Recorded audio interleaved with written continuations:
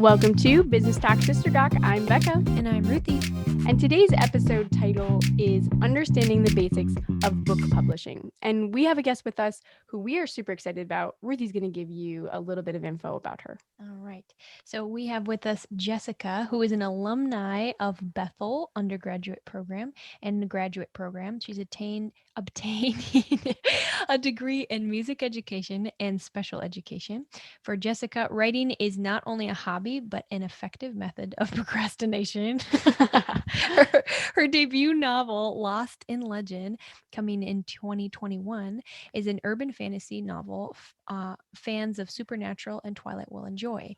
And that's just a beautiful intro that she sent to us and that we had the privilege of reading. And I'm so excited to get to pick your brain, Jessica. So thanks so much for joining us.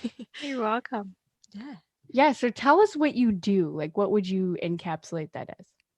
I mean, outside of the business day, I'm an author.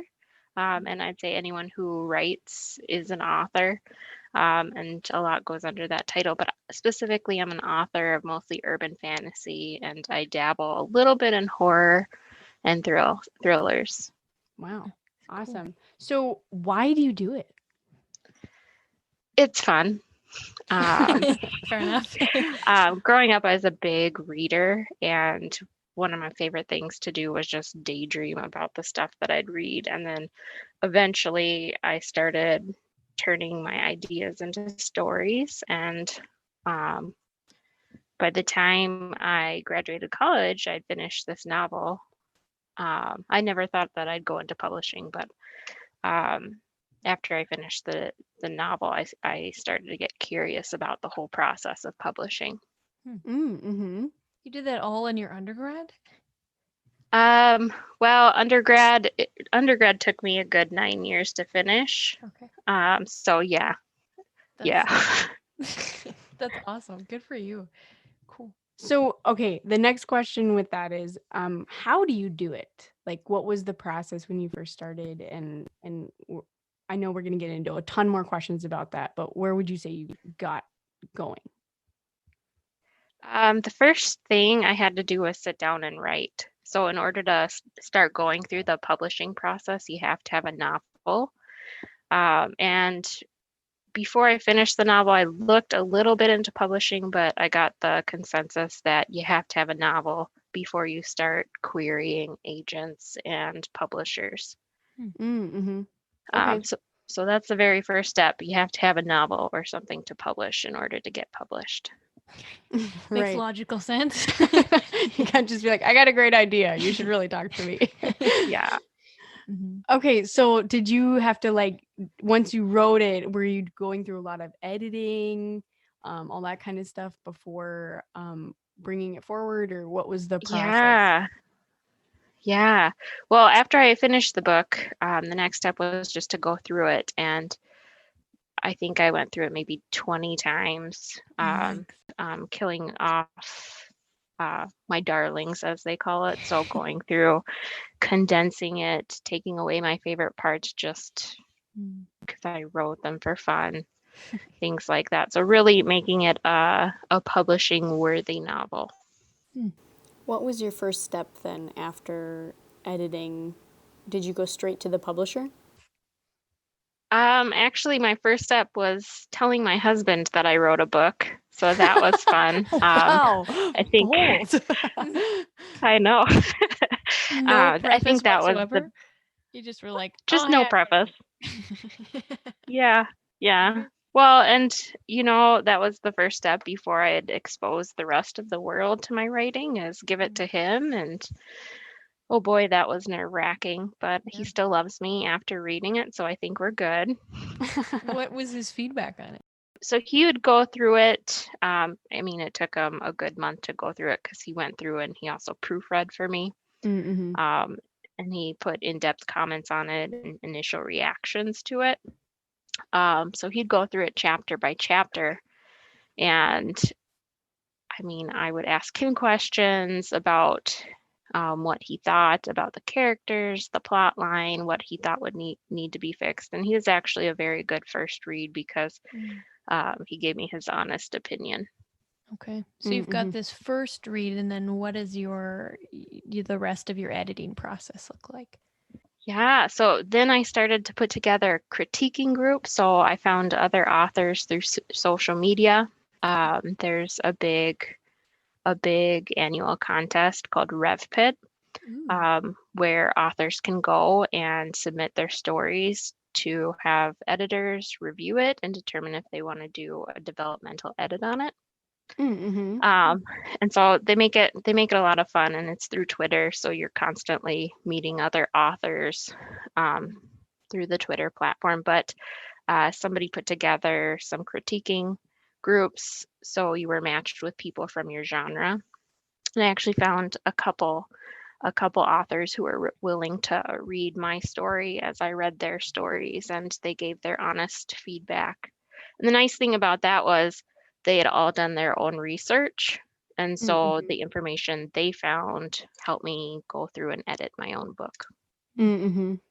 So what from that, once you were like, all right, this is good to go, what are the different paths to getting your book published? Yeah, well, there are quite a few, and it really depends on what you want to spend as far as time, research, and money. I think the path of least resistance would be self-publishing. But if you want a good quality product, you're probably going to be spending a lot more of your own money. And so if you think there are four editing passes that you typically want to do on a novel, that could run you up $5,000 plus. Not to mention the cover and the typesetting, stuff like that. I didn't have the money for that, so I went down the road of traditional publishing. And with traditional publishing, you can either submit to small presses and medium presses individually, or you could look for a literary agent who would submit to the medium and larger presses on your behalf. So which one did you decide to do? I tried both routes, actually. I looked for an agent, and I queried small and medium-sized presses. I was leaning towards having an agent just because an agent knows the publishing industry, and it's their job to go through contracts and point out red flags, things that you really have to watch out, and they negotiate on your behalf.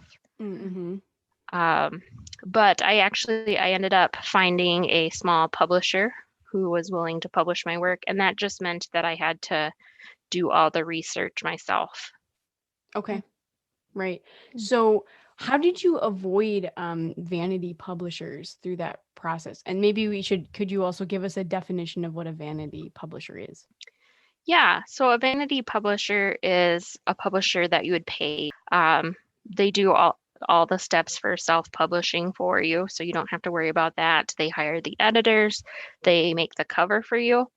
And vanity publishing isn't necessarily bad, but because it's a big money, a money-centered publishing route, there are a lot of scams. So you just have to be very careful if you're signing on with a vanity publisher.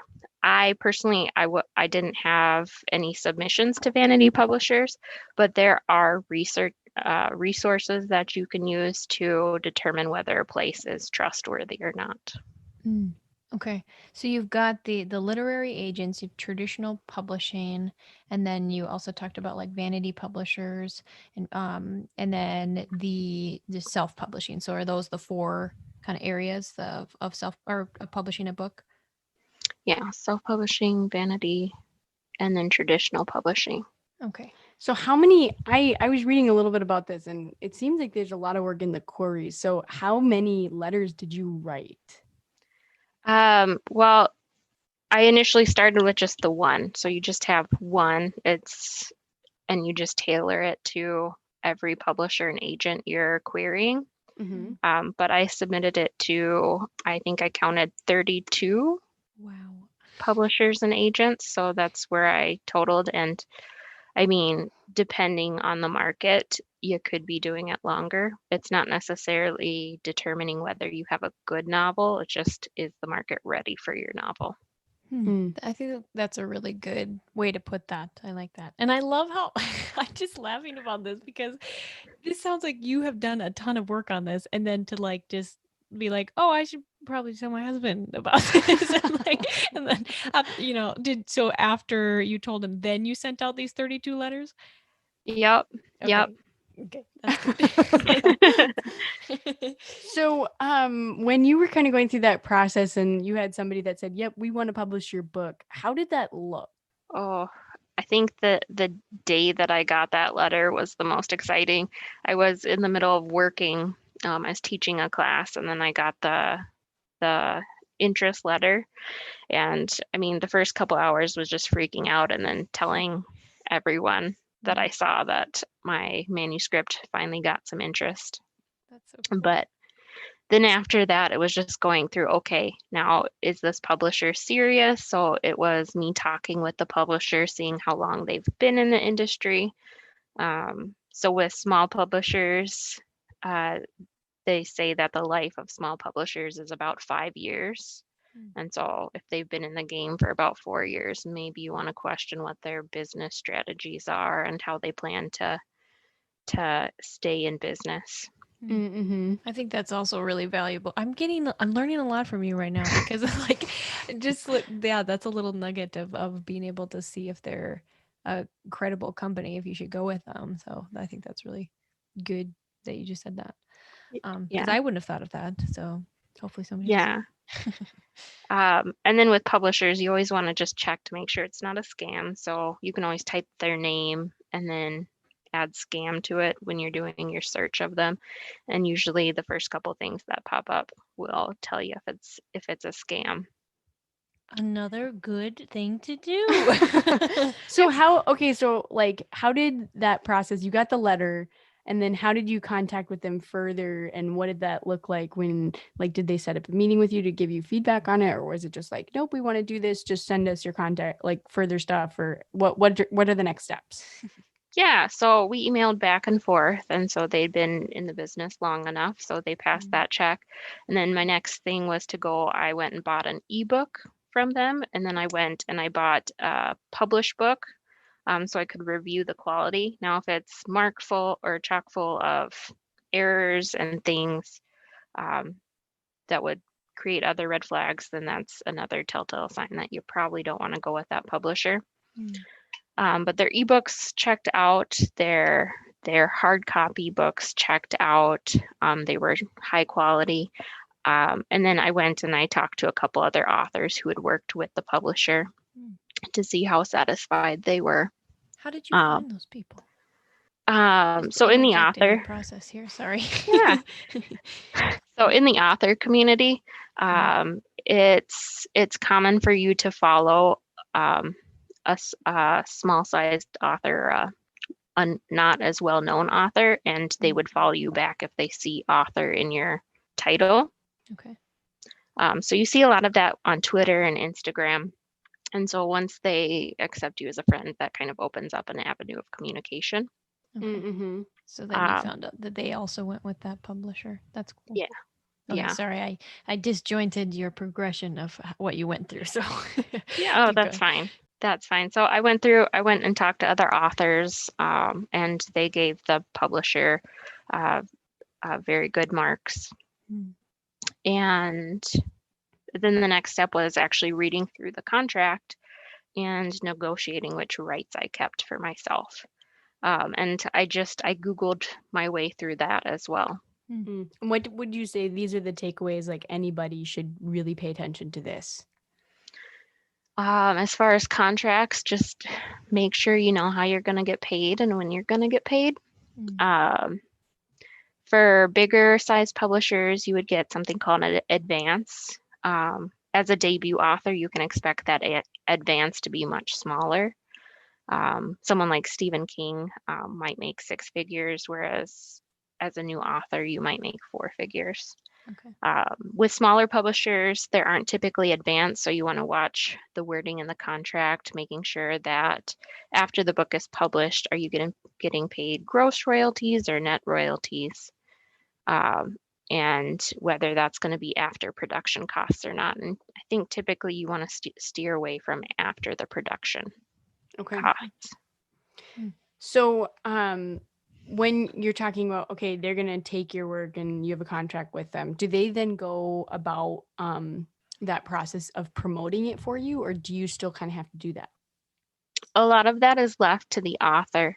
Larger size publishers will do a little bit more for marketing, but small sized, it's up to the author to do all that, the marketing. Now the publisher themselves, they do have a presence that they've established over time, so they will help because it's in their best interest for them to make money and recoup the costs of publishing the book.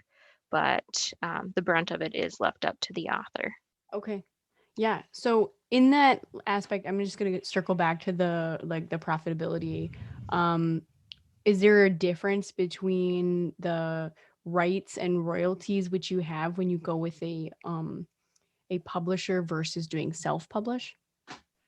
Yes. So self-publishing, you'll get to keep mostly all of the royalties, minus the production costs. And I think Amazon, when you self-publish through Amazon, which is the big self-publishing platform, they keep like 10 to 20% of the royalties, so that they can make a profit off of it, but you get to keep most of it, and you get to determine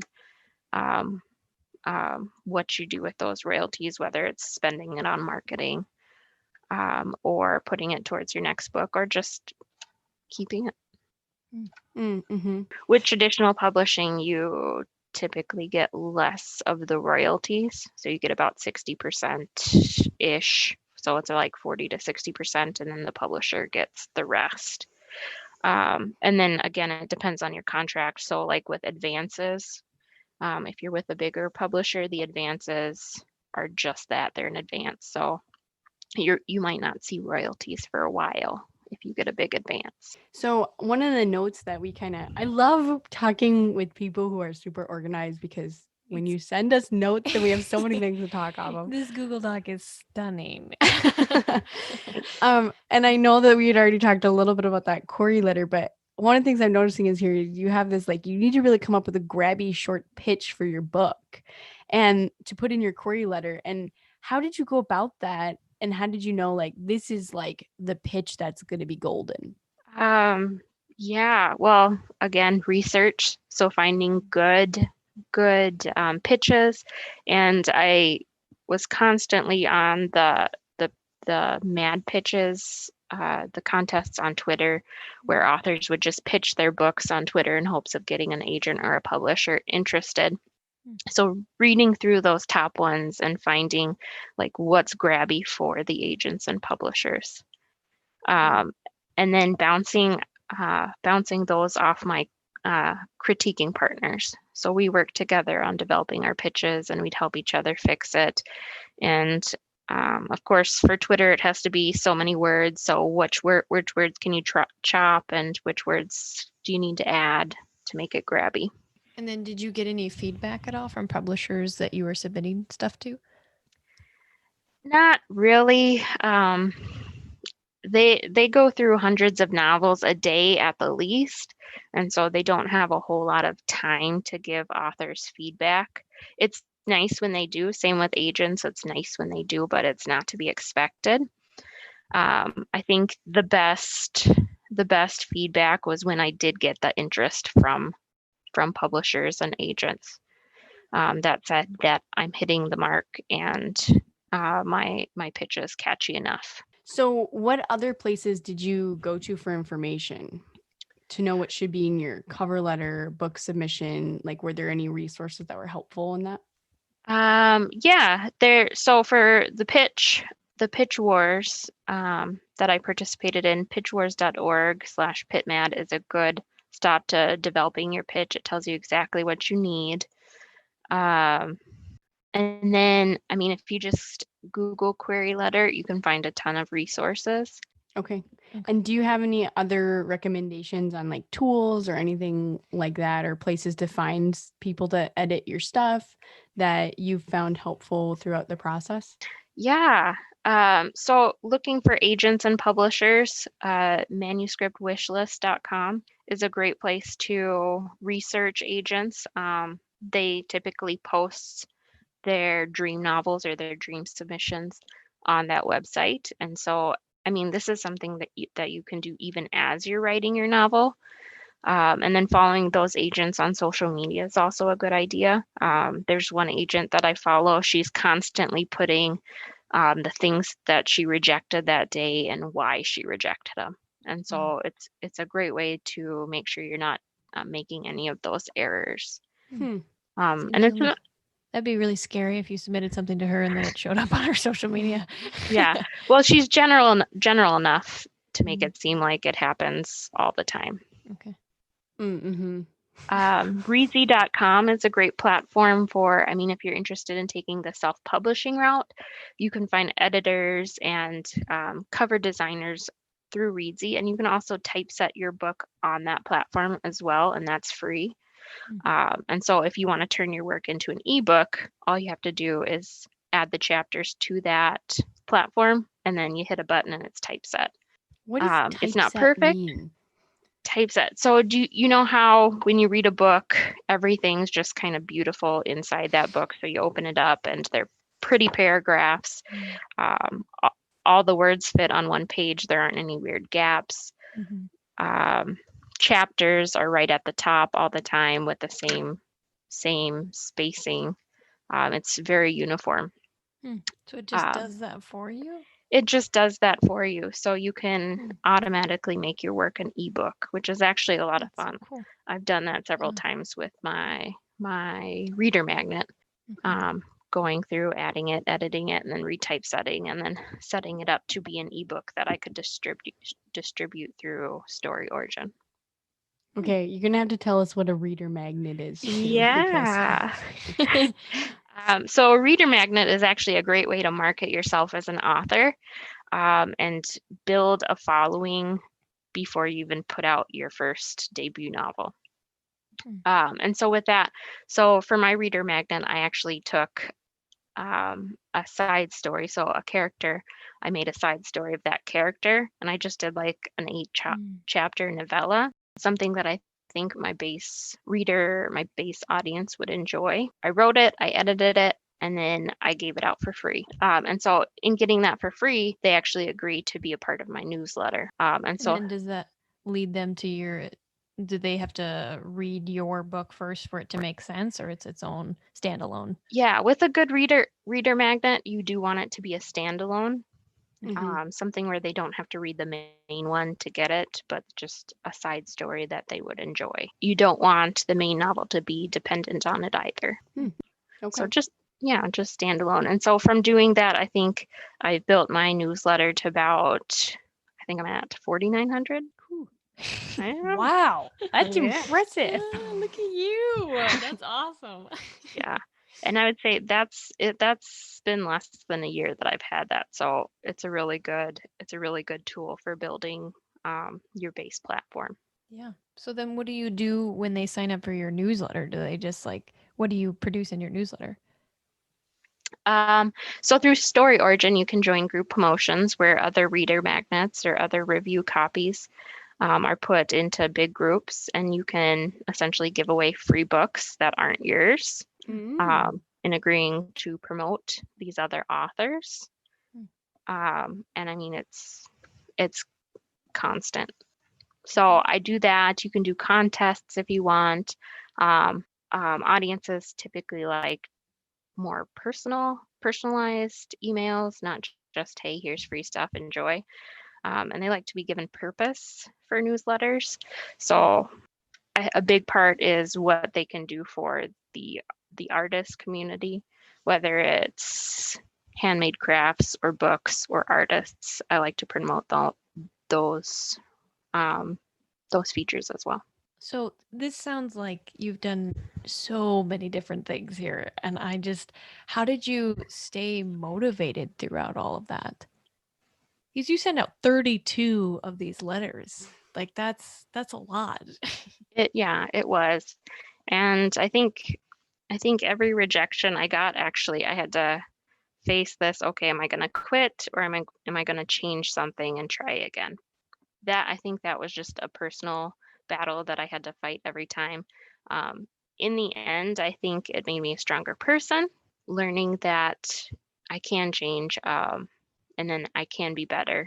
I think the biggest step for me, so by the time I was getting more interest in my novel, I had just recently submitted my first 3 chapters to an editor to really help me work out, okay, what's going on with the story.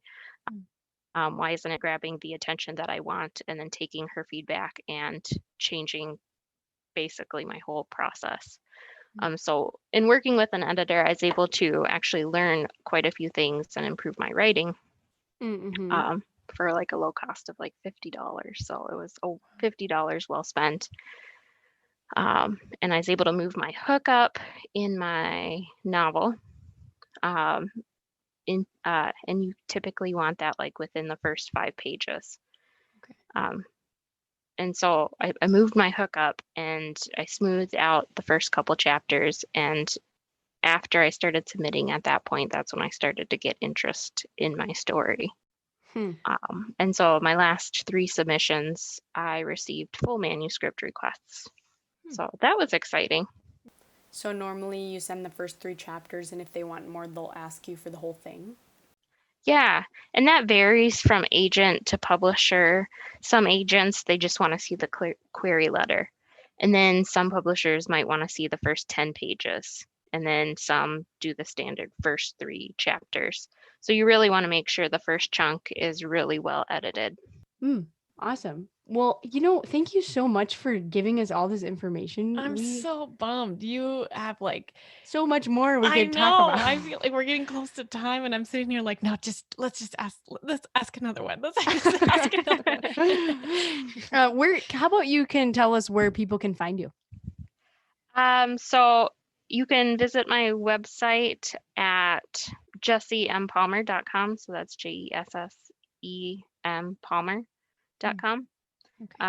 Or you can find me at Twitter at Palmer Jessica 22, and then Jessie M. Palmer on Instagram if you're interested. If you have any questions that you'd like to ask me personally about publishing or about my experience, you can get my email from my website. Oh, awesome. Well, we're going to transition into our Sister Gawk portion of our episode, and we're going to tell you a story. So I love it. So I don't know if you know this, but we have 7 kids in our family. So which is a lot to handle at any level, but Becca's going to tell us a story about when she took our youngest brother Micah to Target.